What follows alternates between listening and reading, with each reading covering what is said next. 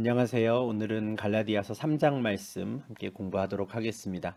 원래 오늘 이 3장 전체를 다 보려고 했는데 이제 준비를 하다 보니까 3장 1절부터 14절까지 전반부 내용만으로도 좀 말씀드릴 내용들이 좀 많아서요. 그래서 오늘은 이제 3장 전반부 말씀만 보고요. 다음 주에 이제 또 나머지 3장 후반부 말씀을 이어가도록 하겠습니다. 우리가 갈라디아서 1장과 2장을 지금까지 보았는데, 요 1장과 2장에서 바울이 이제 치중했던 것은 자신의 사도성을 변호하는 것이었습니다. 갈라디아 지역에 찾아온 이제 유대주의자들이 바울의 사도성을 깎아내렸고, 그렇게 해서 바울이 전하는 복음은 뭔가 잘못된 것처럼 그렇게 만들었거든요. 그러다 보니 이제 바울은 자기의 사도성을 변호하고 또 자신이 전했던 복음은 그 누구로부터 듣거나 배운 게 아니라 예수님께로부터 직접 계시를 받은 것이다라는 것을 이제 항변하는 내용이 1장과 2장의 이제 주된 내용이었습니다. 이제 3장과 4장, 이제 이 편지의 중반부인데요. 3장과 4장에서는 이제 바울이 그들에게 전했던 그 첫 번째 그 복음의 진리가 무엇인지를 다시 한번 설명합니다. 그런데 이번에 설명하는 방식은 아마 그가 처음 갈라디아 지역을 가서 복음을 전했을 때와는 조금 다른 방식이었던 걸로 보입니다. 처음에는 그냥 그 복음 자체를 전했겠지만 지금 이제 바울은 율법과 이제 복음을 좀 대조해 가며, 그래서 유대주의자들이 말하는 할례와 율법, 그리고 자신이 전한 그 믿음으로 말미암는 의로움이 어떤 차이가 있고 무엇이 더 참된 복음의 진리인지를 이렇게 비교하고 대조하면서 복음을 설명합니다. 우리가 3장에서 그 내용을 보게 될 텐데요. 이제 한 구절 한 구절 살펴보면서 한번 생각을 해보도록 하겠습니다. 3장 1절에서 바울은 갈라디아 성도들을 향한 책망으로 이 본론을 시작합니다. 어리석도다 갈라디아 사람들아, 예수 그리스도께서 십자가에 못 박히신 것이 너희 눈앞에 밝히 보이거늘 누가 너희를 꾀더냐 하죠. 참 어리석다 합니다. 이 어리석도다 하니까 좀 뭔가 점잖은 표현 같지만 우리 보통 흔히 하는 표현으로는 뭐 너희가 참 멍청하구나 막 이 정도 표현이에요. 아마 답답해서 이제 하는 말일 텐데, 그가 이렇게 답답하게 여기는 이유는 이제 벌써 우리가 보았던 말씀 중에 있었습니다. 이제 1장 6절에서 그리스도의 은혜로 너희를 부르신 이를 이같이 속히 떠나 다른 복음을 따르는 것을 내가 이상하게 여기노라 했었거든요. 계속해서 이제 반복되는 내용이니 이제는 잘 알고 기억을 하시리라 생각을 하는데, 갈라디아 지역에 찾아온 유대주의자들이 이제 할례 받으라고 율법 지켜야지 너희가 진짜 하나님의 백성 아브라함의 후손이 될 수 있다라고 하니까 흔들렸거든요. 그것이 참 이상하다 했는데, 그렇게 속히 참된 진리의 복음을 떠나서 엉뚱한 것을 쫓아가는 그들을 보면서 어리석다 이렇게 말하는 거죠. 예수 그리스도께서 십자가에 못 박히신 것이 저렇게 환히 보이는데 너희가 왜 그러고 있느냐 합니다.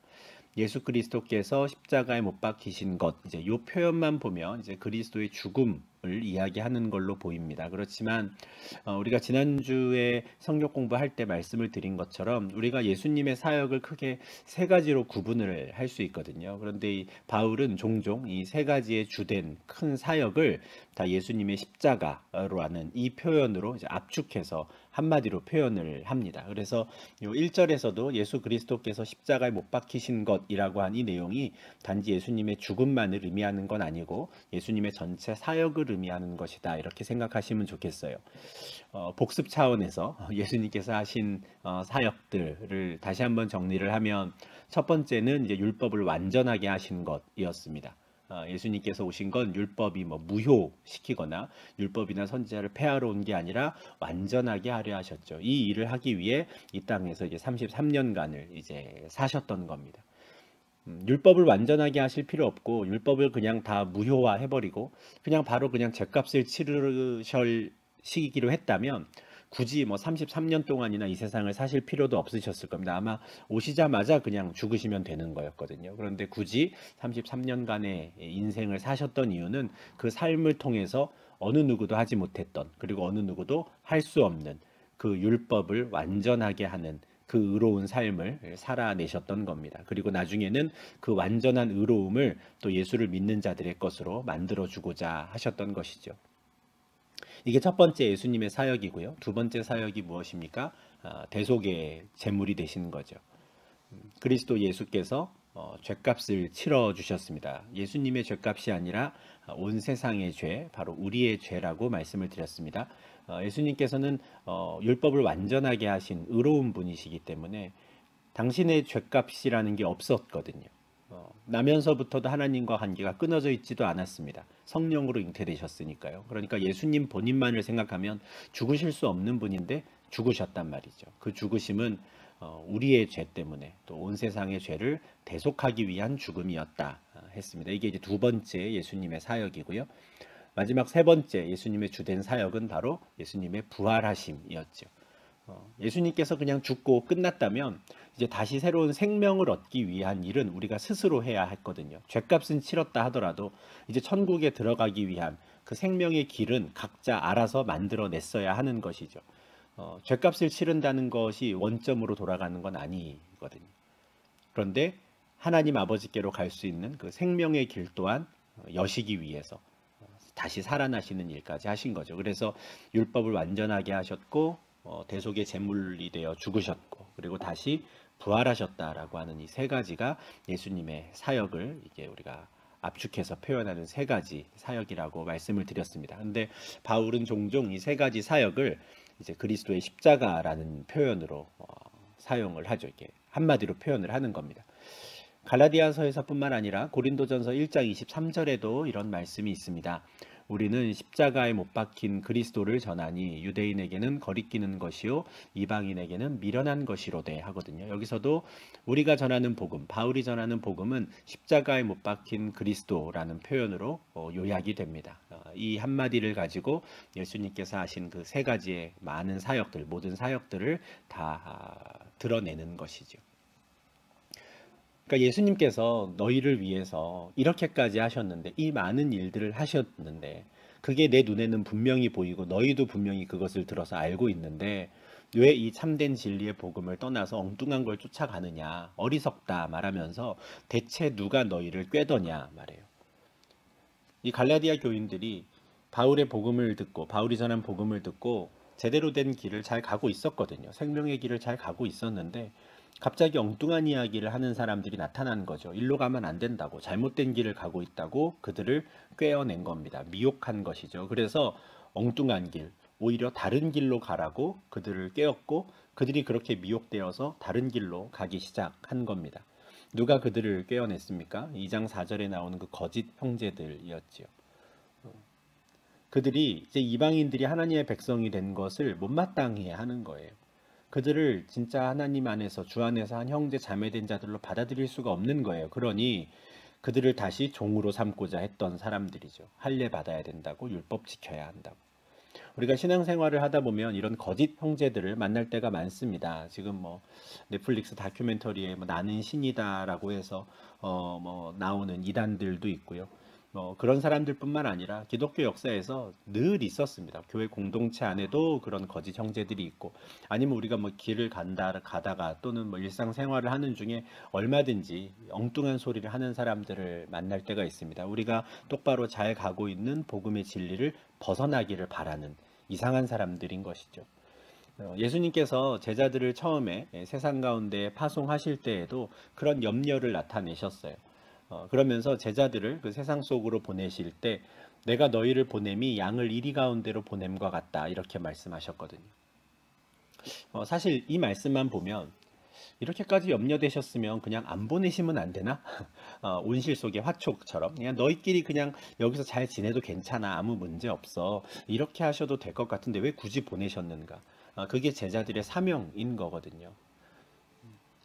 이 개신교, 이게 종교개혁 이후에 이제 로마 카톨릭 교회에서 나온 이 개신교에서는 더 이상 수도원을 운영하지 않습니다.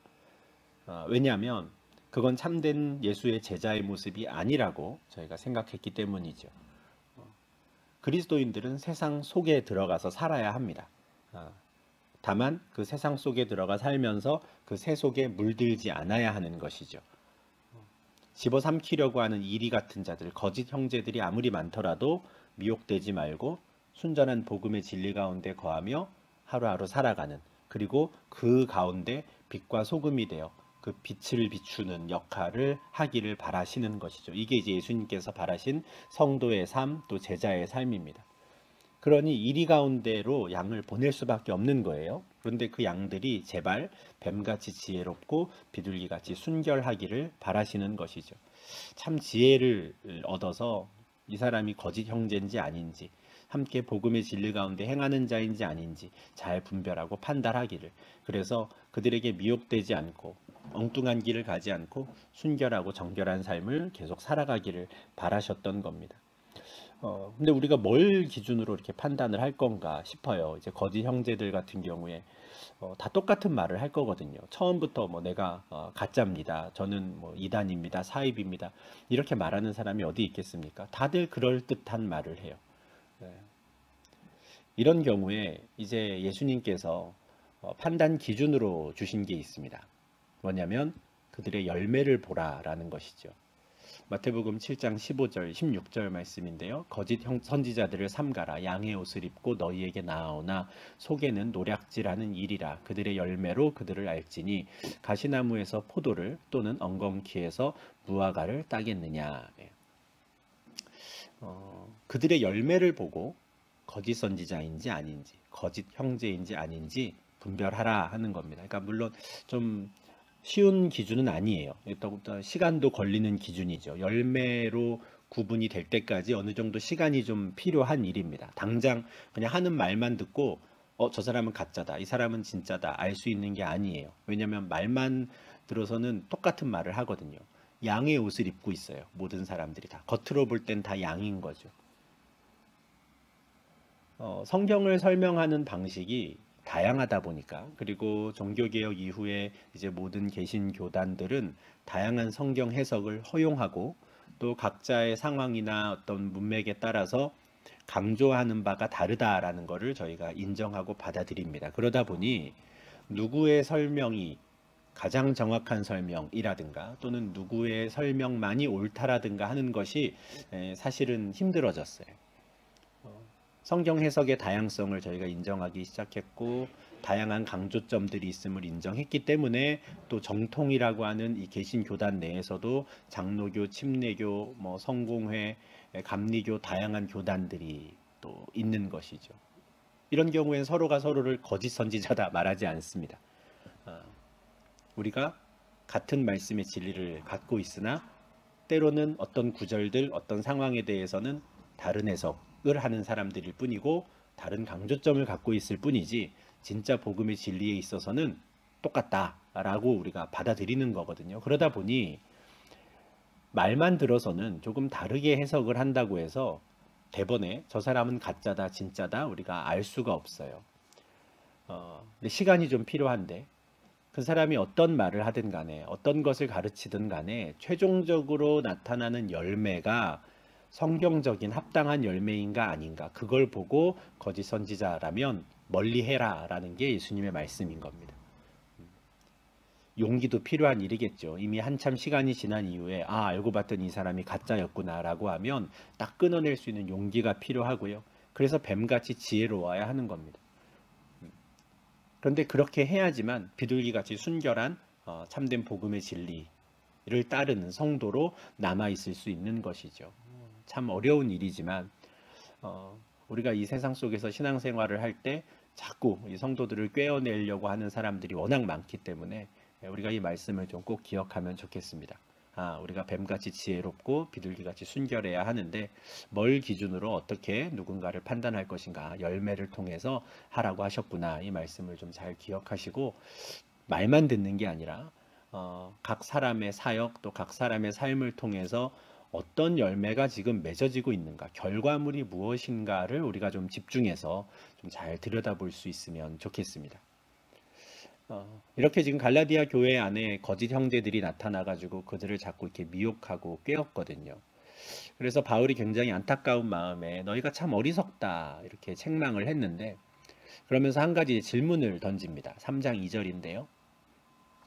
내가 너희에게서 다만 이것을 알려 하노니 너희가 성령을 받은 것이 율법의 행위로냐 혹은 듣고 믿음으로냐. 내가 하나만 딱 물어보자 이런 뜻입니다. 다만 이것을 알려 하노니, 내가 하나만 물을게. 근데 무엇을 묻냐면 너희가 지금 성령을 받았는데 너희가 율법을 잘 지켜서 성령을 받았느냐? 아니면 내가 전한 복음을 듣고 믿었더니 성령을 받게 되었느냐? 질문을 하는 거예요. 당연히 대답이 무엇이겠습니까? 네, 듣고 믿음으로인 거죠. 왜냐하면 갈라디아 교인들은 이방인들이었거든요. 율법을 아예 모르던 사람들입니다. 율법을 아예 모르던 사람들이 율법의 행위라는 걸 아예 할 수가 없었죠. 처음부터. 전혀 모르던 이야기입니다. 그런데 그들이 아예 율법을 모르고 있었을 때에도 이미 그들은 성령을 받았단 말이죠. 그런데 이미 성령을 다 받았는데 이제 와서 새삼스레 할례를 하겠다고 율법을 지키겠다고 이것만큼 어리석은 일이 없는 것이지 무슨 뭐 하려고 뭐 더 좋은 것을 더 받아야 하기에 에, 율법을 지키려고 하느냐 이렇게 지금 되묻는 거예요. 이미 너희는 복음을 듣고 믿음으로 성령을 받았는데 지금 왜 엉뚱한 일을 더 하려고 하느냐 지금 묻고 있는 것이죠. 바울은 지금 갈라디아 교인들이 성령을 받았다라는 걸 확신을 하고 있어요. 그리고 갈라디아 교인들도 바울의 이 질문을 들으면 우리가 성령을 받았나 안 받았나 뭐 긴가민가 하는 게 아니라 우리가 성령 받았지라는 것에 대해서는 확신을 갖고 있다고 지금 생각을 하고 이런 질문을 던지는 겁니다. 근데 이걸 이제 우리 3장 2절을 우리에게 좀 적용을 해보면 사실 이제 우리는 좀 멈칫하게 돼요. 성령을 받은 걸 어떻게 알지? 이제 이런 생각이 드는 거죠. 내가 성령을 받았나? 좀 긴가민가 하는 분들이 사실 꽤 많이 있습니다. 왜 그렇게 긴가민가 하시는가 하는 그 이유는 알 것 같아요. 왜냐면은 최근 한 2, 30년 사이에 성령을 받았다라고 하는 이 표현을 성령의 은사를 받은 것과 같은 의미로 사용하는 분들이 워낙 많아졌기 때문이죠. 그래서 나 성령의 은사를 내가 받은 게 없는 것 같은데, 나는 방언을 못 하는데, 나는 뭐 이런 은사, 저런 은사, 그런 것들 내가 없는데, 그러면 나는 성령을 안 받은 거 아니야? 이렇게 생각하는 분들이 이제 많이 계신 거죠. 그래서 누군가가 만약에 당신은 성령을 받으셨습니까? 그러면은 쭈삣쭈삣 하시는 분들이 사실 많아요. 제가 요 3장 2절 내용과는 조금 다른 내용일 수도 있지만 요 성령을 받은 것이라는 표현이 지금 여기서 나왔기 때문에 성령을 받는다는 게 무엇인가에 대해서 좀 설명을 드리면 좋을 것 같습니다. 성령을 받았다라는 걸 우리가 어떻게 알 수 있을까?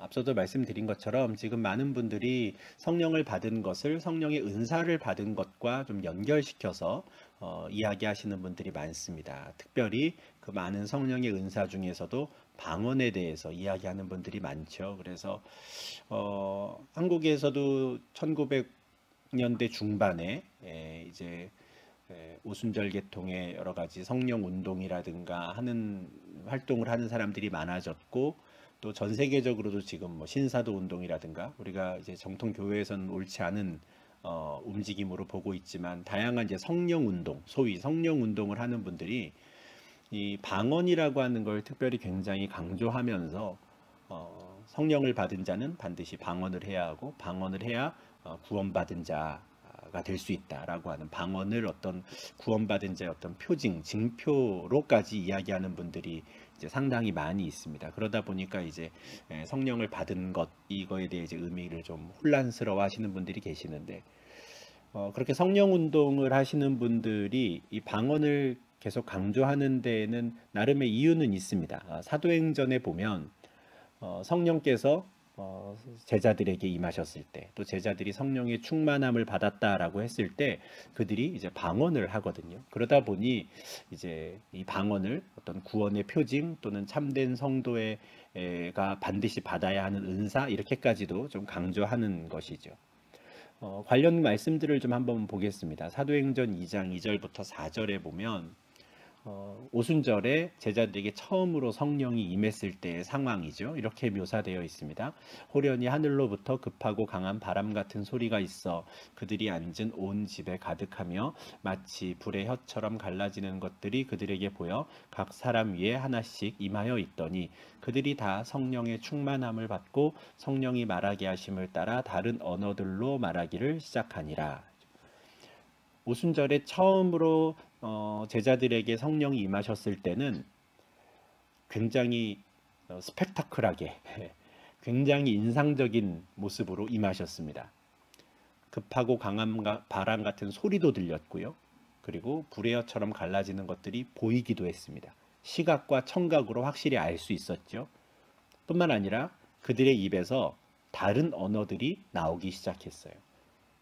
다 유대인들이었고 예루살렘을 중심으로 살던 사람들이었으니 그들이 주로 쓰는 언어는 아람어, 그리고 문자적으로는 뭐 헬라어, 그러니까 히브리어 이런 것들이 이제 아마 썼을 텐데, 성령이 임하시고 그들이 다 성령의 충만함을 받으니 각자 다른 언어로 이야기를 하기 시작합니다. 여기서 말하는 이 다른 언어가 뭘까 이제 싶으실 텐데, 이게 이제 방언이라고 우리가 보통 말하는 겁니다. 방언이라는 단어 자체는 어떤 지역어 또는 뭐 사투리 이런 뜻이에요. 그런데 이제 성경에 나오는 방언이라고 하면 두 가지 의미가 있습니다. 고린도전서 13장 1절에 내가 사람의 방언과 천사의 말을 할지라도 이런 구절이 있거든요. 그러니까 성경에 나오는 방언은 두 종류, 두 가지가 있어요. 하나는 사람의 방언, 사람들이 알아들을 수 있는, 또 어떤 지역에 있는 사람들이 실제로 사용하는 언어를 방언이라고 하고요. 또 다른 방언은 천사의 말이라고 표현된 방언이 있습니다. 뭐라고 입에서 소리는 내는데 말은 하는데 아무도 알아듣지 못하는, 이걸 이제 바울이 천사의 말이라고 이제 표현을 하는 것이죠. 성령께서 말하게 하시는 대로 그냥 그 소리를 내는 겁니다. 이렇게 이제 방언이 두 가지가 있는데, 사도행전 2장 4절에서 제자들이 받았던 방언, 이 다른 언어들은 사람의 방언이었습니다. 오순절을 맞아서 지중해 연안에 있는 다양한 지역에서 전 세계 각국으로부터 온 유대인들이 예루살렘에 다 모였는데, 그 예루살렘에 모인 사람들에게 한 번에 아주 효과적으로 하나님께서 복음을 쫙 선포하게 하시려고 지중해 연안에 있는 모든 나라의 언어들을 하나씩 하나씩 제자들의 입에 넣어주셨고, 그들이 그 다양한 언어로 갑자기 복음을 전하기 시작한 것이죠. 하나님의 큰 일을 선포하기 시작했습니다. 비록 언어는 달랐으나 그들이 그 다른 언어로 말했던 내용은 다 똑같은 것이죠. 그래서 제일 처음으로 성령이 임하셨을 때 그 성령의 충만함을 받은 자들이 방언을 했습니다. 이게 이제 성령 운동 하시는 분들 중에서도 특별히 방언을 강조하는 분들은 굉장히 중요하게 보는 것이죠. 또 방언을 받는 장면이 또 하나 나오는데, 사도행전 8장 14절부터 17절입니다. 예루살렘에 있는 사도들이 사마리아도 하나님의 말씀을 받았다 함을 듣고 베드로와 요한을 보내매 그들이 내려가서 그들을 위하여 성령 받기를 기도하니, 이는 아직 한 사람에게도 성령 내리신 일이 없고 오직 주 예수의 이름으로 세례만 받을 뿐이더라. 이에 두 사도가 그들에게 안수함에 성령을 받는지라. 여기 보시면 굉장히 좀 특별한 상황이 펼쳐지죠. 사마리아에 있는 사람들이 예수를 믿게 됐어요. 그러니까 사마리아는 사실 이스라엘 땅 안에서 가나안 땅 안에 있었으나 그곳은 이방 땅과 마찬가지였습니다. 구약의 역사 가운데 북이스라엘 왕국이 아수르 제국, 아스리아 제국에게 멸망당한 이후에 북이스라엘 사람들이 이제 포로로 끌려갔죠. 그리고 그때 그 당시 아수르 제국의 황제가 이제 자국민들, 아수르 제국민들을 사마리아 땅으로 이주시켰습니다. 그래서 아예 인종을 섞어버리려고, 그래서 영원히 그 북이스라엘 땅을 자신들이 통치하는 땅이 되게 하려고 이주를 시켰죠. 이주해온 아수르 제국 사람들이 어디에 살았냐면 사마리아에 살았어요. 왜냐하면 북이스라엘의 수도거든요. 아마 북이스라엘 땅 중에서는 그래도 제일 살기 좋은 땅이었을 테니 그곳에 아수르 사람들이 정착을 했고요. 그래서 그때부터 사마리아라는 이곳은 유대인들과 아수르 제국 사람들이 함께 살면서 혈통이 뒤섞여 버린 그런 땅이 되었습니다. 시간이 가면 갈수록 다른 유대인들 입장에서 사마리아는 저주받은 땅이 되는 거예요. 유대인으로서의 순수 혈통을 지키지 못한 사람들이 사는 곳, 그곳이 바로 사마리아였습니다. 그래서 이스라엘 가운데 있었으나 유대인들은 사마리아와 왕래하지 않았어요. 사마리아로 지나가지도 않았죠. 사마리아는 이스라엘 가운데에 있는 이방 땅이었습니다. 그런데 그 사마리아에 복음이 전해졌다라는 소식을 예루살렘에 있는 사도들이 들은 거예요. 그래서 사도들 입장에서는 정말 그 사마리아 사람들이 이 복음의 의미를 잘 깨닫고 진짜로 예수를 믿은 것이 맞는가 아닌가를 확인을 해야 될 필요가 있었습니다. 그게 이제 사도들의 맡았던 책임인 것이죠. 그래서 베드로와 요한이 직접 사마리아를 가서 상황을 살펴본 거예요. 그런데 그들이 주 예수의 이름으로 세례를 받은 것은 확인했어요. 그런데 아직 그들 가운데 성령을 받은 사람이 없다라는 거죠. 그래서 여기도 보면 성령을 받는다는 건 뭔가 좀 다른 건가 보다라는 뉘앙스를 좀 느끼게 하는 구절입니다. 그런데 이와 같은 상황 속에서 우리가 좀 주시해야 될 내용이 있습니다. 뭐냐면 베드로와 요한이 일단은 사마리아 사람들이 예수의 이름으로 세례를 받은 것, 그것은 일단 인정을 했다는 거예요. 그들이 예수에 대한 참 믿음을 가지고 세례를 받았구나라는 것은 확인을 했어요. 그런데 그들 가운데에서 아직 뭔가 확실한 확증이 좀 필요한 겁니다. 그래야 예루살렘에 돌아가가지고 우리가 보니 그들도 우리와 같은 믿음을 가진 자이더라 라는 것을 확실히 이야기할 좀 증거가 필요한 것이죠. 그걸 확인하러 왔으니까요. 그래서 베드로와 요한이 그들에게 성령을 내려주시기를 기도하는 겁니다. 이들이 예수를 믿고 세례를 받았는데 이들이 믿는 그 믿음이 우리와 같은 것인지, 이들이 받은 세례가 우리가 받은 세례와 같은 것인지를 하나님께서 확인시켜 주시기를 기도하는 거예요. 그랬더니 하나님께서 그들에게 성령을 보내시고 그들 가운데 성령의 은사를 나타내신 거죠. 성령을 받는지라라고만 되어 있는데 구체적으로 어떤 성령의 은사를 나타내셨을까? 아마도 방언이 아니었을까 싶습니다. 왜 그럴까요? 사도들이 제일 처음 성령을 받았을 때 그들에게 나타났던 것과 똑같은 은사를 나타내 주시는 거죠. 그래야 우리가 받은 성령과 같은 성령을 이들이 받았구나라는 걸 직접 확인할 수 있는 거죠. 베드로와 요한이 예루살렘으로 돌아가 가지고 보고할 때에도 똑같은 이야기를 할 수 있어야 하는 겁니다. 우리가 오순절에 받았던 그 성령이 우리 가운데 나타날 때 벌어졌던 일이 그들에게도 똑같이 벌어졌다. 그러니 우리는 사마리아에도 우리와 같은 믿음을 가진 사람들이 나타났다라는 걸 우리가 인정해야 한다라고 이야기를 하는 것이죠.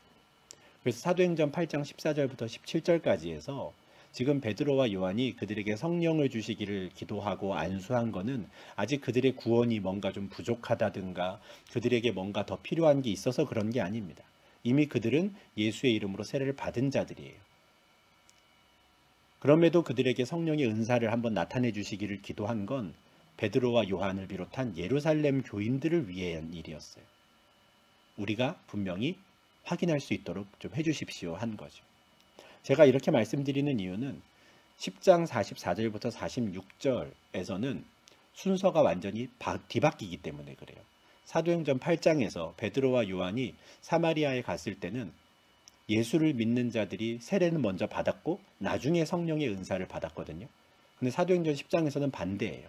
베드로가 고넬료와 그의 가족들 그리고 친구들에게 복음을 전하고 있었어요. 한참 설교를 길게 하는데 베드로가 그 말을 할 때에 성령이 말씀 듣는 모든 사람에게 내려오시는 거예요. 세례도 받기 전인데. 베드로와 함께 온 할례 받은 신자들이 이 사람들에게 성령이 임하셨네라는 걸 어떻게 알았을까요? 여기 마지막 46절에 보시면 이는 방언을 말했다 이렇게 말하잖아요. 그죠? 이방인들이었거든요. 이방인들에게는 또 하나님께서 먼저 방언을 그냥 말하게 하시는 거예요. 내가 이들에게 성령을 보냈다라는 걸 직접 베드로에게 또 함께 있는 다른 유대인들에게 직접 보여주시는 거죠. 부인할 수 없도록. 너희가 받았던 그 성령을 이들도 받았다. 사마리아 사람들이 받았던 방언을 이들도 받았다. 그러니 같은 성령을 받은 자들이고 같은 믿음을 가진 자이다라는 걸 먼저 그냥 확증해 주시는 거예요. 베드로가 자기가 설교할 때 이미 성령께서 그들에게 임하셔서 이들이 막 방언을 하는 걸 보고 그 다음에 베드로가 47절에선 그렇게 말하죠. 그러면 이제 하나님께서 이들에게 성령을 보내셨는데 누가 이들에게 세례 주는 것을 금하겠는가 하며 그들에게 세례를 주죠. 8장에서는 세례를 먼저 받은 자들에게 나중에 은사가 나타났고요. 10장에서는 은사가 먼저 나타난 자들에게 나중에 세례를 주었습니다. 이렇게 사도행전에서 예수를 믿은 사람들, 제자가 된 사람들에게 방언이라고 하는 특별한 성령의 은사가 나타나는 경우들이 있어요. 2장, 8장, 10장에 나오죠. 그런데 우리가 이 장면들, 이 상황들은 사도행전 1장 8절 말씀과 좀 연결해서 생각할 필요가 있습니다. 사도행전 1장 8절에서 예수님께서 승천하시기 전에 제자들에게 이렇게 말씀하셨거든요. 오직 성령이 너희에게 임하시면 너희가 권능을 받고 예루살렘과 온 유대와 사마리아와 땅끝까지 이르러 내 증인이 되리라. 제자들이 받았던 사명이 뭡니까? 성령이 너희에게 임하면 예루살렘, 유대, 사마리아 땅끝까지 이 복음을 전해라 라는 거예요. 그곳까지 이르러 예수의 제자들을 계속해서 세워가라. 이게 제자들에게 맡기신 마지막 사명이었거든요. 그 출발은 무엇으로부터 출발합니까? 성령이 너희에게 임하시면. 그래서 사도행전 2장에서 오순절에 예루살렘에 모여있던 예수님의 제자들에게 성령이 임하시고 그때부터 땅끝까지 이르러 증인이 되는, 예수의 증인이 되어야 하는 제자들의 사명이 이제 시작되는 겁니다. 그런데 예루살렘에 모여있던 그 120명의 제자들이 단 한 사람도 긴가민가 해서는 안 돼요. 내가 성령을 받은 게 맞나? 이게 성령이 맞으신가? 우리 가운데 성령이 오신 게 맞나? 나는 동의할 수가 없는데 이러면 안 되는 겁니다. 그래서 제일 처음 예루살렘에 성령이 임하실 때는 일부러 하나님께서 스펙타클하게 임하게 하신 거예요. 그 자리에 있던 어느 누구도 부인할 수 없도록. 예수께서 말씀하신 그분이 오셨구나라는 걸 어느 누구도 부인할 수 없도록 소리도 들려주시고 눈으로도 보게 하시고 또 그들의 입에서 다른 언어들이 쏟아져 나오게 하시는 거죠. 그와 같은 경험은 그 자리에 있던 모두가 성령이 오셨구나라는 것을 확신할 수 있게 했을 겁니다. 그 다음부터 이제 이들은 유대와 사마리아와 땅끝까지 이르러 증인이 되어야 해요. 그런데 사도행전에 있던 우리가 앞서 보았던 8장과 10장은 사마리아에 제일 처음 복음이 전해졌을 때, 그리고 땅끝 곧 이방인에게 복음이 제일 처음 전해졌을 때 벌어진 일입니다. 이걸 같이 항상 생각을 해야 되는 거예요. 제자들 입장에서는 땅끝까지 예수의 복음을 전할 사명이 있는 건데 정말 참된 복음이 사마리아에 제대로 전해졌는가? 참된 복음이 이방인에게도 전해질 수 있는가? 이거를 직접 확인할 수 있어야 되거든요. 긴가민가해서는 안 되는 겁니다. 그래서 하나님께서 사마리아에 복음이 전해졌다라는 소식을 듣고 베드로와 요한이 갔을 때 제일 첫 번째로 공식적으로 그곳에 퍼진 믿음이, 그곳에 선포된 말씀이 참된 것인지 아닌지를 판단해야 할 때 일부러 방언으로 나타내시는 거죠. 맞다, 옳다라고. 너희가 받은 것과 같은 복음이었어 라는 걸 일부러 확인시켜 주시기 위해서 일부러 은사를 나타내시는 겁니다. 땅끝도 마찬가지죠. 사도행전 10장에서 처음으로 베드로가 이방인에게 복음을 전함으로써 최초로 이방인에게 예수 그리스도의 복음이 전해졌는데 이방인들도 과연 복음을 받아들일 수 있는가? 긴가민가해서는 안 되거든요. 그러니 심지어 세례도 받기 전에 먼저 하나님이 그들에게 성령을 부어주시고 성령을 나타내시는 거죠.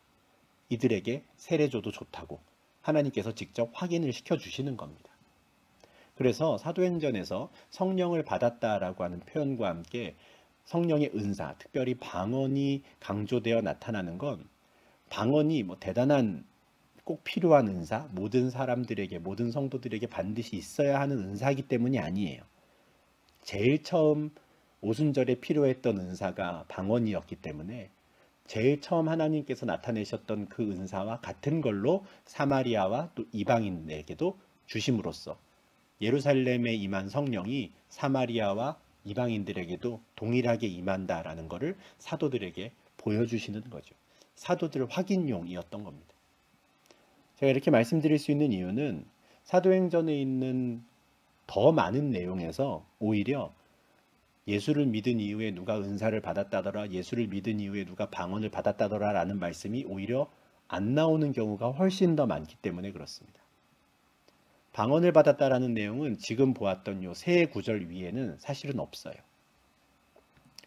사도행전 8장도 보시면 빌립 집사님이 에디오피아 내시에게 복음을 전하죠. 그때 빌립이 내시에게 세례를 베풉니다. 그리고 두 사람이 물에서 올라올 새 주의 영이 빌립을 이끌어가요. 이때 내시가 뭐 방언을 했다라든가 은사를 받았다든가 하는 말이 없습니다. 그러나 내시는 기쁘게 그 길을 가지요. 다시 보지 못해요.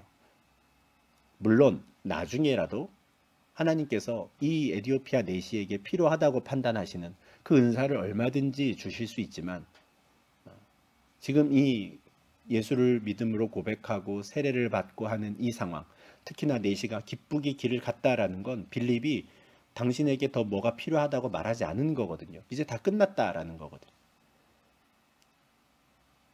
내시는 분명히 세례를 받았으나 은사를 받았다라는 기록이 없습니다. 심지어 바울도 마찬가지.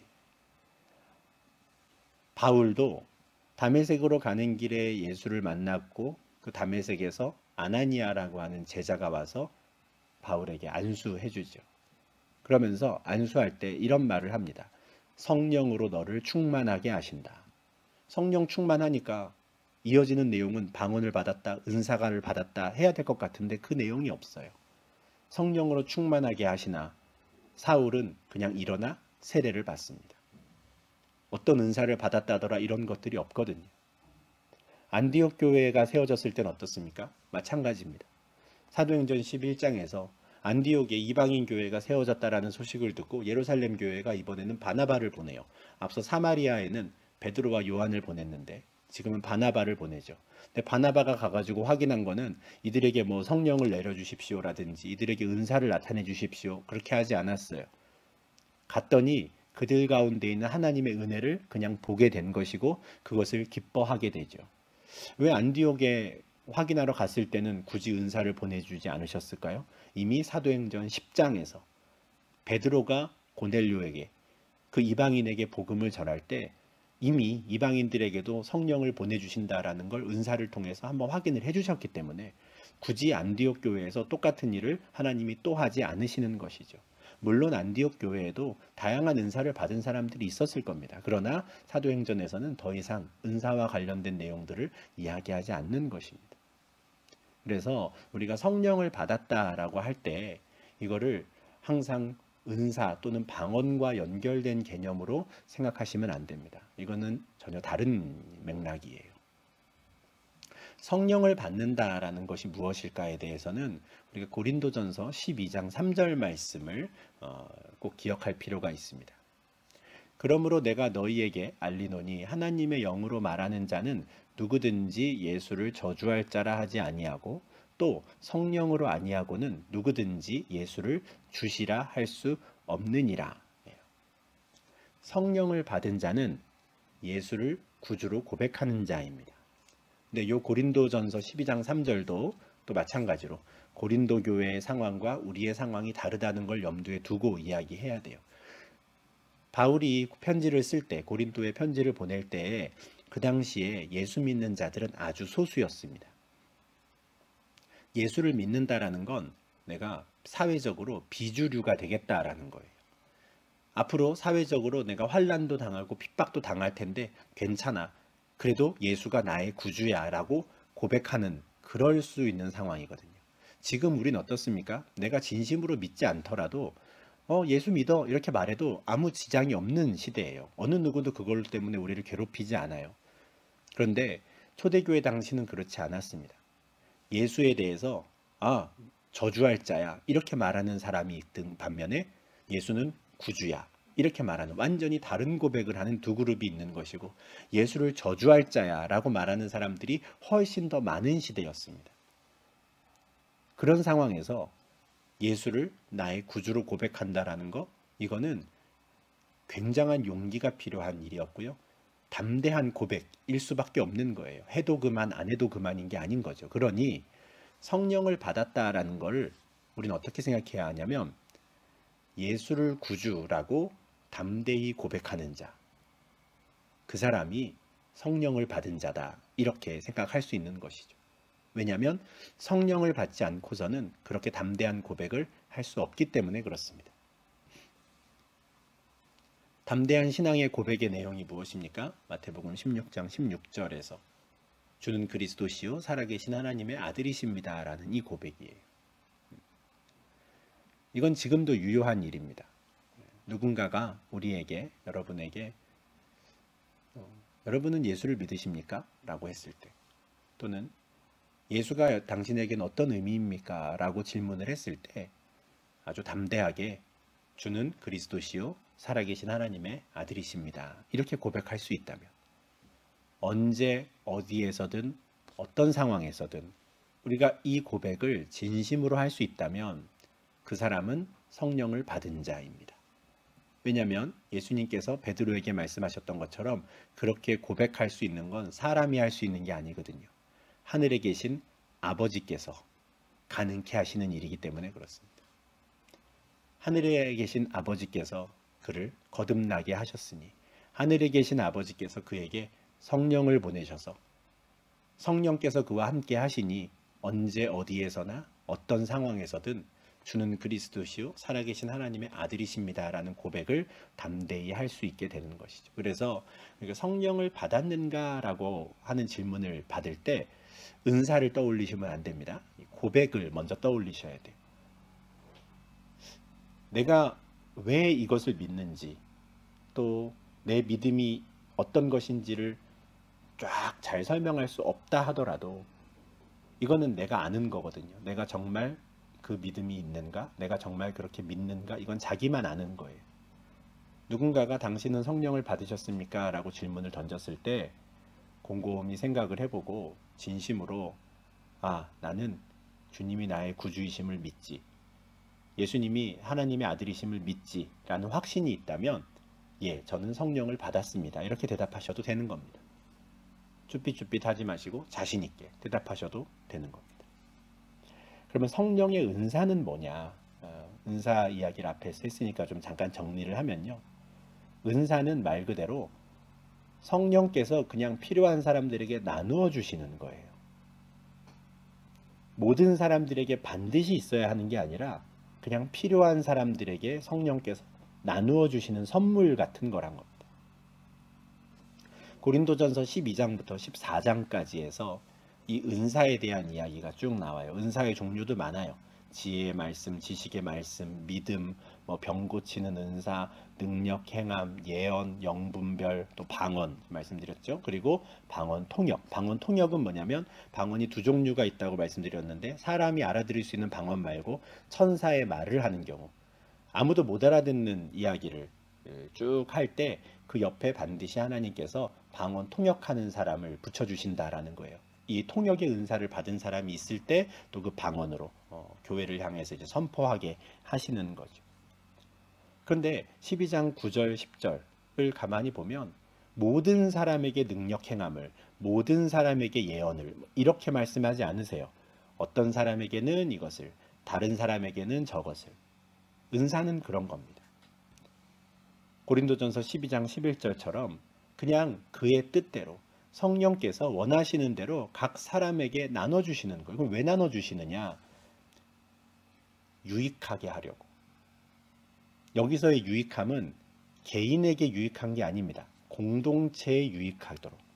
고린도전서 12장 4절, 5절, 6절에서 바울은 은사를 교회의 직분, 또 교회에서 벌어지는 많은 사역들과 같은 개념으로, 같은 맥락으로 설명해요. 은사가 왜 이렇게 다양할까? 직분이 다양하니까. 직분이 왜 다양할까? 교회는 다양한 사역을 해야 하니까. 이렇게 연결이 되거든요. 그런데 교회가 다양한 사역을 하고 여러 직분자들을 세우는 것 역시 같은 성령께서, 한 주님께서 하시는 일이고, 그 주님께서, 그 성령께서 각 직분에 맞게, 각 사역에 맞게 필요한 은사들, 능력들을 나누어 주신다라는 거예요. 이런 점에서 방언이라든가 어떤 특정 성령의 은사가 구원받은 자의 필수 조건이 된다라든지, 또 거듭난 사람들은 반드시 어떤 은사를 나타내야 한다든지라고 말하는 건 거짓 형제들이 하는 말입니다. 믿음을 가진 이후에 할례를 더 받아야 된다고 말하는 거랑 뭐가 다릅니까? 믿음을 가진 이후에 방언을 해야 한다고 말하는 거, 정말 믿음을 가졌으면 성령의 은사를 해야 된다고 말하는 거, 이거는 갈라디아 교회에 찾아왔던 그 유대주의자들의 말과 별반 다르지 않는 거예요. 은사는 우리가 주세요 주세요 한다고 해서 받을 수 있는 것도 아닙니다. 그의 뜻대로 그냥 나누어 주시는 거예요. 다시 말하면 내가 원치 않아도 공동체에 유익하겠다 싶은 은사가 있으면 나에게 그냥 주실 때가 있는 것이고요. 내가 그걸 받으면 나 개인의 유익을 위해서 쓰는 게 아니라 공동체의 유익을 위해 써야 하는 것이죠. 지혜의 말씀, 지식의 말씀, 믿음, 어떤 능력 행함 등등의 여러 은사들, 또는 이 고린도전서에 나와 있지 않은 정말 수많은 은사들을 지금 이 시대의 교회에 필요하다 하시면 성령께서 얼마든지 나눠 주실 거예요. 그러면 그냥 그거는 우리가 받아서 잘 사용하면 되는 것이죠. 절대 성령의 은사는 우리의 구원과 아무 관계가 없습니다. 그리고 우리가 성령을 받았는가 안 받았는가라고 말할 때 이건 은사에 대한 개념이 아니에요. 오히려 우리가 정말 신경 써야 되는 건요, 은사가 아니라 성령의 열매입니다. 갈라디아서 5장을 나중에 볼 때 또 다시 한번 말씀을 드리겠지만 5장 22절 23절에서 바울이 이렇게 말해요. 오직 성령의 열매는 사랑과 희락과 화평과 오래 참음과 자비와 양선과 충성과 온유와 절제니 이 같은 것을 금지할 법이 없느니라. 우리는 성령의 은사보다 성령의 열매에 훨씬 더 큰 관심을 기울여야 합니다. 왜냐하면 은사는 앞서 말씀드린 대로 그냥 성령께서 나눠주시는 거예요. 우리가 어떻게 할 수 있는 게 아니에요. 그런데 성령의 열매는 어떻습니까? 갈라디아서 5장 23절을 보니 이 같은 것을 금지할 법이 없대요. 무슨 뜻입니까? 반드시 성령의 열매가 맺어진다는 겁니다. 이걸 막을 방법이 없다는 거예요. 그 성령의 열매가 맺어지는 거를. 그러니까 성령을 받은 자들, 다시 말해서 주는 그리스도시요 살아계신 하나님의 아들이십니다 라고 하는 이 참된 신앙 고백을 하는 자들은 반드시 사랑, 희락, 화평, 오래 참음, 자비, 양선, 충성, 온유, 절제와 같은 열매를 맺게 된다는 거예요. 그러면 우리는 이걸 더 두려워해야 하는 것이죠. 내가 은사를 받았나 안 받았나에 관심을 둘 게 아니라 나에게 사랑의 열매가 있는가, 기쁨의 열매가 있는가, 화평의 열매가 있는가, 성령의 9가지 열매들이 내 삶 속에서 나타나고 있는가. 안 나타나면 큰일 난 겁니다. 제 아무리 천사의 말을 한다 해도, 제 아무리 산을 옮길 만한 믿음이 있다 하더라도 사랑이 없으면 아무것도 아니다 하는 이유가 이것 때문에 그래요. 더 중요한 건 열매거든요. 이거는 반드시 맺어져야 하는 열매들이에요. 금지할 법이 없으니까요. 그들의 열매로 그들을 알리라 라고 하는 것은 거짓 선지자들에게만 해당되는 기준이 아닙니다. 저는 성령을 받았습니다. 다시 말해서 저는 예수를 구주로 믿는 사람입니다 라고 말하는 사람도 그 말만 들을 게 아니라 열매로 안다 그랬거든요. 나더러 주여 주여 하는 자마다 다 천국에 들어갈 것이 아니요 다만 하늘에 계신 내 아버지의 뜻대로 행하는 자라야 들어가리라. 하늘에 계신 내 아버지의 뜻대로 우리가 말씀에 순종하는 그 삶을 살다 보면 우리 가운데 열매가 맺어지는 거죠. 제 아무리 나 예수 믿어요, 나 예수 믿어요, 예수님을 가리켜서 주여 주여 아무리 한다 해도 그 소리에 하나님은 속지 않으신다라는 겁니다. 열매로 그들을 알리라 하셨어요. 그러니까 우리가 성령을 받았는가 라는 식으로 어떤 성령에 대한 이야기를 할 때에 정말 우리가 관심을 가져야 되는 건 첫 번째, 나는 참된 신앙 고백을 하는 자인가? 두 번째, 성령의 열매가 나에게 있는가? 딱 두 가지예요. 은사는 사실 우리 몫이 아니거든요. 하나님께서 공동체에 필요하다 싶으면 누군가에게 특정한 은사를 주실 수 있는 거죠. 얼마든지. 근데 우리의 몫이 아니에요. 우리가 신경 써야 되는 건 나의 신앙 고백이 참된 것인가? 아니면 또는 그 다음에 성령의 열매가 나에게 맺어지는가? 바울이 갈라디아 3장 2절에서 갈라디아 교인들에게 너희가 성령을 받은 것이 율법의 행위로서냐 아니면 듣고 믿음으로냐 했거든요. 이 질문은 무슨 뜻이냐면 너희는 이제 예수를 너희의 구주로, 예수를 살아계신 하나님의 아들로 고백하는 자들이 되었는데 너희가 율법을 열심히 지켰더니 그런 믿음의 고백을 하게 되었느냐? 아니면 내가 전한 복음을 그저 마음으로 믿고 받아들였더니 그런 고백을 하게 되었느냐? 그렇게 질문하는 거예요. 그러니 당연히 듣고 믿음으로가 답인 거죠. 근데 이제 와서 내가 참된 신앙 고백을 한번 다시 잘 해보겠다고 할례 받을까? 율법 지킬까? 너희 왜 그러고 있느냐? 지금 답답해서 질문을 던지는 겁니다. 3장 2절에 이제 성령을 받는다라는 표현이 나와가지고 제가 좀 관련된 내용들을 좀 이야기하느라 갈라디아서 내용에서는 조금 우리가 동떨어졌다라고 말할 수 있는 내용을 제가 쭉 말씀을 드렸는데 꼭 좀 기억하실 수 있으면 좋겠어요. 성령에 대해서 우리가 바르게 이해하는 것이 필요하기 때문에 제가 좀 이 기회를 빌어서 좀 길게 좀 말씀을 드렸는데요. 사도행전에 성령의 그런 은사들이 나타나야 했던 이유들이 무엇인가? 그리고 더 많은 곳에서 예수 믿은 자들이 성령의 은사라는 관계없이 날로 그 수가 더해졌고 흥왕케 갔던 그 기록들이 있다라는 것을 같이 염두에 두면 좋겠고요. 성령을 받은 것은 신앙 고백 그리고 오히려 성령의 열매와 더 밀접한 관련이 있는 것이다라고 우리가 좀 생각하면 좋겠습니다. 네, 멀리 돌아왔는데요. 다시 3장 3절로 이제 좀 들어가도록 하겠습니다. 3절에서 바울은 다시 한번 이제 갈라디아 교인들을 이제 책망하는 말로 깨웁니다. 너희가 이같이 어리석으냐? 내가 전한 복음을 듣고 믿음으로 너희가 참된 신앙 고백을 하게 되었는데 왜 다시 율법 지켜서 뭐 하겠다는 거냐? 너희가 성령으로 시작하였는데 믿음으로 시작했는데 이제는 육체로 마치려고 하느냐? 이렇게 말해요. 바울은 지금 확신을 갖고 있습니다.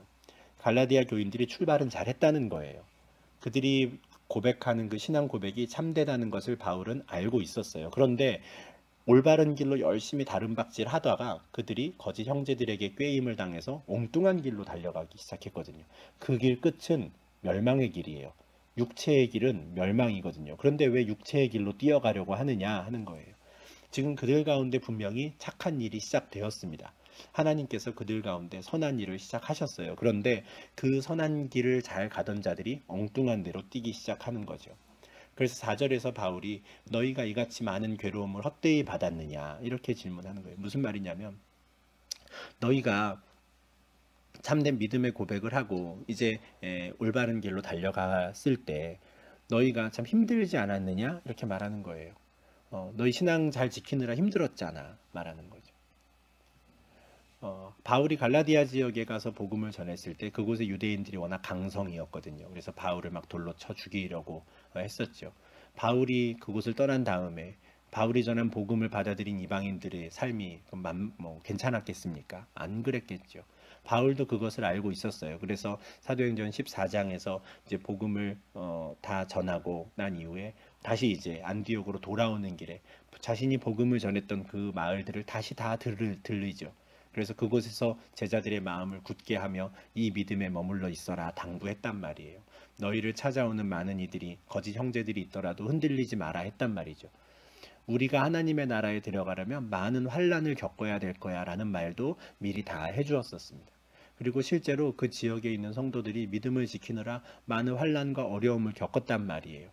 그런데 만약에 이제 와서 너희가 다시 할례 받고 율법 지키는 걸로 내 스스로의 힘으로 한번 의로워지겠다고 하면 너희 그동안에 왜 굳이 그 환난을 견뎠느냐 이렇게 말하는 거예요. 헛고생했네 이런 뜻입니다. 참된 복음의 진리를 지키느라 환난도 감당을 했는데 이제 와서 그걸 떠난다 그러면 그동안 너희가 겪었던 어려움들 환난은 다 헛된 것이 돼버리겠구나 이렇게 말하는 겁니다. 그렇게 하지 말라는 것이죠. 5절 말씀입니다. 너희에게 성령을 주시고 너희 가운데서 능력을 행하시는 이의 일이 율법의 행위에서냐 혹은 듣고 믿음에서냐 또 한 번 율법의 행위와 듣고 믿음을 이제 대조하지요. 분명히 갈라디아 교인들에게 성령을 주셔서 참된 신앙 고백을 하게 하셨거든요. 하나님께서. 그리고 그 하나님께서 그 성도들의 삶 속에서 당신의 능력을 드러내셨어요. 이게 뭔지는 갈라디아 교인들이 알 겁니다. 근데 그런 일들이 너희 가운데 일어났던 게 너희가 율법을 잘 지켰기 때문이냐? 당연히 아니죠. 그들은 율법을 아예 모르던 사람들이니까요. 복음의 진리를 듣고 믿었더니 하나님께서 그들 가운데 능력을 행하시는 것을 이미 보지 않았느냐. 그런데 왜 이제 와서 율법을 지키려고 하느냐 해요. 그러면서 3장 6절에서 바울은 갑자기 아브라함에 대한 이야기를 합니다. 우리가 볼 때는 왜 갑자기 아브라함이 나오지? 이렇게 생각이 들지만 아마도 유대주의자들이 와가지고 아브라함 이야기를 했던 것 같아요. 그러니까 이제 바울 입장에서는 아브라함에 대한 이야기를 하지 않을 수가 없는 것이죠. 유대주의자들이 무슨 이야기를 했을까? 한번 좀 상상을 해보면 이방인들이 아브라함의 후손이 되려면 할례를 받아야 한다 이렇게 말했을 거예요. 왜냐하면 아브라함에게 할례를 행하라고 한 게 하나님이셨고 그건 아브라함에게만 주신 계명이 아니라 그의 모든 후손들에게 주신 계명이니 이거는 이방인들 너희들도 지켜야 돼. 너희가 정말 믿음을 가져서 하나님의 백성, 다시 말해서 아브라함의 후손이 되었다면 너희도 할례 받아야지 이렇게 말했을 거란 말이죠. 이런 상황에서 바울이 아브라함을 이야기하는 겁니다. 그래, 아브라함 한번 보자. 아브라함이 언제 의롭다함을 받았느냐? 잘 생각해 보라는 거예요. 아브라함이 하나님을 믿었을 때 그 믿음을 하나님이 의롭다 하시지 않았느냐? 이 말을 3장 6절에서 하는 겁니다. 이거는 우리 창세기 말씀을 좀 같이 좀 보면 좋겠는데요. 하나님께서 아브라함에게 할례를 받으라고 하신 건 창세기 17장 10절입니다. 너희 중 남자는 다 할례를 받으라. 이것이 나와 너희와 너희 후손 사이에 지킬 내 언약이니라 해요. 그러니까 아브라함에게 너희 집에 있는 모든 남자는 다 할례를 받아. 이게 분명히 하나님이 아브라함에게 주신 말씀이에요. 이게 맞습니다. 유대주의자들은 이걸 이제 강조를 하는 거죠. 그러니 이방인 보고도 할례 받으라는 겁니다. 그런데 바울이 말하는 건 아브라함이 하나님께 의롭다 여김을 받은 건 이미 할례 받기 전이라는 거예요. 17장에서 할례를 받으라고 하셨는데 15장에서 아브라함은 의롭다함을 얻은 거죠. 어떻게 얻었습니까? 아브라함이 여호와를 믿었거든요. 그날 밤에 하나님께서 아브라함을 집 바깥으로 나오게 하더니 하늘에 있는 별을 보여주셨어요. 그러면서 너의 자손을 저 별과 같이 많게 해줄게 약속하시죠. 그 당시 아브라함에게는 아들이 하나도 없었지만 어쩐 일인지 그 말씀이 그냥 믿어지는 거예요. 믿음이 그런 거죠. 뭐 이유가 있어서가 아니고 그냥 갑자기 그게 마음에 들어오는 겁니다. 믿어지는 거예요. 아멘 하는 겁니다. 아브라함이 하나님의 말씀을 바로 믿음으로 받으니 하나님께서 그것을 기뻐하십니다. 너는 나를 믿는구나. 너는 의로와 하셨다는 거죠. 이게 창세기 15장 6절인 거예요.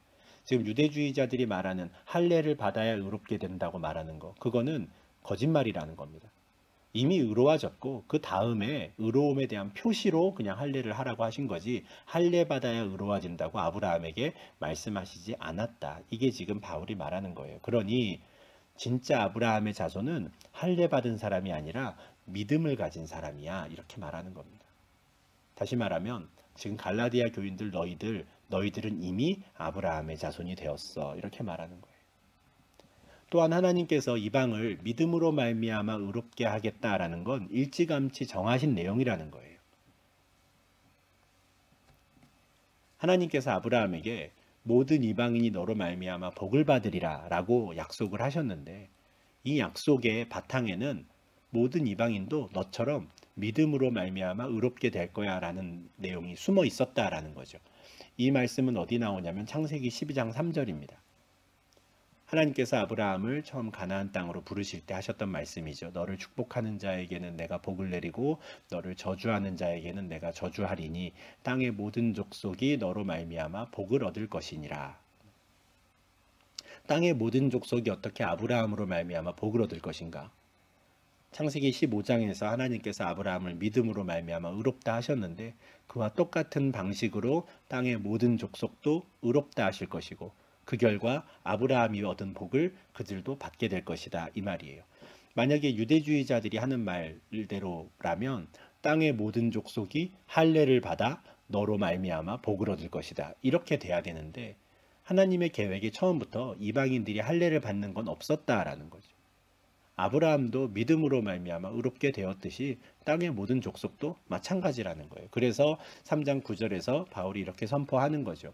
그러므로 믿음으로 말미암은 자는 믿음이 있는 아브라함과 함께 복을 받느니라. 아브라함의 후손은 믿음의 발자취를 따라가는 사람이지 할례가 아니라는 거예요. 믿음으로 말미암았냐? 그러면 믿음이 있는 아브라함과 함께 복을 받느니라. 그렇게 해서 창세기 12장 3절 말씀이 성취되는 것이죠. 하나님께서는 이미 믿음으로 말미암는 그 의로움의 길을 열어두셨단 말이에요. 갈라디아 교인들은 그 길을 잘 가고 있었습니다. 그런데 거짓 형제들에게 미혹되어 엉뚱한 길로 가고자 하는 사람들이 나타났어요. 10절에서부터 바울은 그들에게 대해서 아주 엄중하게 경고합니다. 정말 너희들이 저 유대주의자들에게 미혹되어서 율법을 한번 지켜보겠다라고 하면 그건 오히려 생명의 길이 아니라 저주의 길이 될 것이다. 아주 강하게 경고해요. 너희가 잘 몰라서 그러는가 본데 그 율법으로 의롭게 된다라는 게 얼마나 무서운 건지 알아? 이렇게 말하는 거죠. 율법 행위를 가지고 의롭다함을 얻어보겠다라고 하는 자들은 결국은 저주 아래에 놓이게 된다 해요. 왜냐하면 신명기 27장 26절에서 이 율법의 말씀을 실행하지 아니하는 자는 저주를 받을 것이라 했거든요. 이 말씀이 선포될 때 모든 이스라엘은 아멘 했습니다.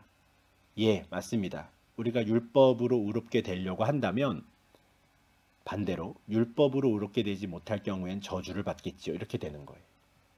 율법의 길은 모든 것을 실행했을 때 의로워지나 실행하지 않을 때는 저주를 받는 것. 이게 율법의 길입니다. 그런데 율법을 통해 의롭게 된다는 게 얼마나 어려운 일이고 사실상 불가능한가. 누구든지 율법책에 기록된 대로 모든 일을 항상 행하지 않으면 안 되기 때문에 그렇습니다. 모든 일을 항상 율법에 기록된 대로 해야 해요. 이럴 수 있는 사람이 있을까요? 없죠. 모든 율법을 잘 지키다가도 하나를 틀리면, 하나를 범하면 다 틀린 자가 된다라고 야고보서 2장 10절에 말해요. 그래서 모든 일을 항상 율법대로 한다는 건 불가능합니다. 아예 사실 시작부터 틀려요. 우리는 태어날 때부터 하나님과 관계가 끊어진 채 태어나기 때문에 이미 율법을 범한 게 한두 가지가 아닌 것이죠. 이스라엘의 역사 속에서 이게 드러났습니다. 그리고 갈라디아 교인들에게 편지를 보내고 있는 바울도 이게 뭔지 너무 잘 알 거예요. 그는 바리새인 중에 바리새인으로서 스스로 율법으로 의로워지려고 했었던 사람이거든요. 근데 자기가 아는 거죠. 내가 제 아무리 율법을 지킨다 한들 의로워질 수 없구나라는 걸 알았을 겁니다. 종교개혁자 루터도 그걸 알았죠. 제 아무리 고해성사를 하고 스스로 고행을 하고 해도 자기가 의롭지 않다는 것, 의로워질 수 없다는 걸 아는 겁니다. 이스라엘의 역사 가운데 율법으로 사람이 의롭게 될 수 없다는 것이 다 드러나니 하박국 선지자가 2장 4절에서 하박국 2장 4절에서 의인은 믿음으로 살리라라고 선포하는 것이죠. 아, 도저히 율법의 행위로 의롭게 될 수 있는 사람이 없구나. 믿음 외에는 다른 길이 없겠구나. 그 당시에 이 믿음이라고 하는 표현은 결국 하나님 외에는 다른 소망이 없겠구나. 하나님께서 뭔가 큰 은혜를 베풀어 주시지 않으면, 우리가 그 믿음으로 그것을 받아들이지 않으면 우리 스스로의 행위를 통해서는 도저히 의로워질 수 없구나라고 하는 차원에서 의인은 믿음으로 살리라 선포했거든요. 이 말씀을 바울이 인용을 하죠. 하나님 앞에서 아무도 율법으로 말미암아 의롭게 되지 못할 것이 분명하다. 그래서 하박국 선지자가 의인은 믿음으로 살리라라고 하지 않았느냐 하는 거예요. 지금 바울은 율법으로 살아가는 길과 믿음으로 살아가는 길을 대조합니다. 율법이 악해서가 아니에요. 율법도 하나님의 의죠. 그런데 문제는 그 어떤 사람도 그 율법을 통해서는 진짜 의로움에 이를 수가 없는 거예요. 왜요? 율법이 나빠서가 아니라 사람이 그럴 수 없는 존재이기 때문에 그렇습니다. 그래서 믿음의 길로 가야 한다라고 지금 바울이 이야기하는 거예요. 3장 12절에서 율법과 믿음은 다르다라고 말해요. 율법은 믿음에서 난 게 아니에요. 그러니 율법을 행하는 자는 그 가운데 살아요. 정말 율법으로 의롭게 되든지 아니면 저주를 받든지. 그런데 어느 누구도 율법으로 의롭게 될 수 없으니 그 말은 율법으로 한번 해보겠다 하는 사람들은 다 저주 아래에 있게 되는 것이죠. 그 가운데서 그냥 살아가는 겁니다. 반면에 의인은 어떻습니까? 의인은 믿음으로 사는 것이죠. 13절에서 바울은 그리스도께서 원래 율법 아래에 있던 자들의 그 저주를 스스로 담당하셨다라고 선포합니다. 그리스도께서 우리를 위하여 저주를 받은 바 되사 율법의 저주에서 우리를 속량하셨으니 기록된 바 나무에 달린 자마다 저주 아래 있는 자라 하였습니다. 그리스도께서 십자가에 달리신 건 저주를 받은 것이다 라는 거예요. 근데 그 저주는 율법 아래에서 저주를 받던 우리를 위해 대신 받으신 저주였다 이렇게 말하는 것이죠. 신명기에 이런 말씀이 있어요. 나무에 달린 자마다 저주 아래 있는 자라. 이 말씀을 지금 바울이 인용을 하는데 신명기 21장 23절에 있는 말씀이죠. 가나안 땅에 들어가서 이스라엘 사람들이 이제 살아가다가 율법을 누군가가 어겨서 죽일 죄를 범하면 그를 죽여서 때로는 나무에 달아야 할 때가 있을 텐데 그때 그 시체를 나무 위에 밤새도록 두지 말아라. 왜냐하면 나무에 달린 자는 하나님께 저주를 받은 자인데 그 저주가 밤새 그곳에 있다면 결국 그것은 하나님이 기업으로 주신 땅을 더럽히는 일이 될 것이다. 이런 말씀이 있어요. 여기서 이제 나무에 달린 자는 하나님께 저주를 받았습니다. 라는 표현이 있는데 저는 개인적으로 아마 이 구절 때문에 유대인들이 예수님을 자신들의 메시아로 받아들이지 못했을 것이다 생각해요. 뭐 다 좋은 거죠. 그런데 너무 여기서 걸리는 거예요. 아무리 그래도 어떻게 나무에 달려 죽은 예수님이 십자가에 달리셨잖아요. 나무에 달려 죽은 자가 우리의 메시아가 될 수 있는가? 나무에 달렸다는 건 그가 저주를 받은 자라는 건데 하나님께 저주를 받은 자가 어떻게 우리의 메시아가 될 수 있는가? 도저히 받아들여질 수가 없는 거죠. 근데 아마 바울이 아라비아 광야에서 그리스도의 계시를 받을 때 그가 이 구절에 대해서 제일 먼저 질문을 던지지 않았을까 싶어요. 근데 어떻게 당신은 하나님께 저주를 받지 않았습니까? 나무에 달린 자는 저주를 받았다 했는데 그게 어떻게 된 겁니까? 했을 때 아마 주께서 깨닫게 하셨겠죠. 내가 저주를 받은 게 맞는데 그 저주는 내가 받은 게 아니라 나 때문에 받은 게 아니라 너희의 저주를 내가 대신 받은 것이다. 이렇게 말씀을 해주셨겠죠. 그 이야기를 지금 바울이 여기에서 하는 겁니다. 그리스도께서 우리를 위하여 저주를 받으셨다. 율법의 저주 아래에 있던 우리를 속량하시기 위해서 우리를 대신해서 저주를 받으셨다는 거예요. 그래서 나무에 달린 자는 하나님께 저주를 받았다라는 이 말씀이 틀린 게 아니라 이 말씀도 참된 진리이나 예수께서 받으신 저주가 우리를 위한 저주였다. 우리의 저주를 대신 받으신 것이다라고 완전히 새로운 깨달음을 얻게 된 것이고 그것을 바로 갈라디아 교인들에게 말해주는 거예요. 이미 그리스도 예수 안에서 아브라함의 복이 이방인에게 미치게 되었다. 율법 아래에서 있던 저주받은 자들도 다 해방시키시고 이제는 그 복을 이방인에게 미치게 하셨는데 왜 너희들은 다시 너희가 율법의 저주 아래로 들어가려고 하느냐. 예수께서 이미 그 저주를 받고 다 끝내셨는데 왜 너희가 스스로 한번 그 저주를 받아보겠다고 들어가려고 하느냐. 지금 책망하는 것이죠. 그리스도 예수 안에 있다면 이미 아브라함의 복이 너희에게 미쳤다는 거예요. 너희가 믿음으로 말미암아 이 성령의 약속을 이미 받지 않았느냐. 그 약속을 받기 위해서 그 유업을 받기 위해서 또 다른 무엇인가가 더 필요하지 않다라는 것을 아주 강조해서 이야기하는 것입니다. 이렇게 해서 지금 3장 이제 1절부터 14절까지 전반부를 마치게 됩니다. 바울은 굉장히 애타는 마음으로 갈라디아 교인들에게 이야기하죠. 어리석다, 멍청하다 이야기하면서 왜 성령으로 시작했다가 육체로 끝나려고 하느냐. 제발 그러지 말아라. 너희가 믿음을 가졌으니 이미 너희는 아브라함의 자손이다. 할례 그런 거 필요 없다. 계속 이야기를 하는 것이죠. 유대주의자들이 그들을 미혹한 것 하나하나를 논박하면서 내가 전한 복음의 진리가 참된 것이니 그 가운데 머물러 있어라라고 당부하고 또 당부하는 겁니다.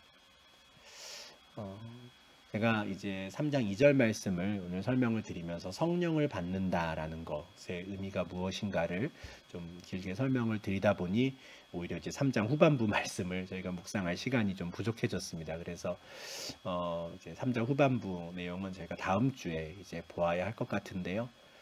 그래도 중요한 내용이라서 좀 말씀을 드렸습니다. 우리가 예수 그리스도에 대한 참된 신앙의 고백을 한다면 우리는 모두 성령을 받은 자입니다. 그리고 그 이외에 다른 것이 필요한 게 없죠. 다만 우리가 할 일은 성령의 열매를 우리가 계속 만들어 가는 겁니다. 이것이 이제 그리스도 예수 안에서 아브라함의 복이 이방인에게, 우리가 이방인이죠. 우리에게 미친 그 결과, 우리에게 주어진 성령의 약속을 받게 되는 그 모든 과정인 겁니다. 우리가 이제 이 갈라디아 3장 전반부 말씀을 통해서 지금 이 시대에도 그리스도에 대한 그 믿음 이외에 다른 것들을 더 얹어야 한다고 말하는 거짓 형제들이 있음을 또 우리가 좀 기억했으면 좋겠고요. 그들에게 미혹되지 않도록 참된 복음의 진리를 가지고 또 우리가 신앙생활하는 우리가 성도가 되어야겠구나, 참된 예수의 제자가 되어야겠구나, 이렇게 좀 결단하는 저희가 될 수 있으면 좋겠습니다. 예, 이렇게 해서 우리가 3장 전반부 내용 오늘 마무리하고요. 이제 다음 주에 이제 3장 후반부 말씀을 계속 보도록 하겠습니다. 예, 오늘도 수고 많으셨습니다.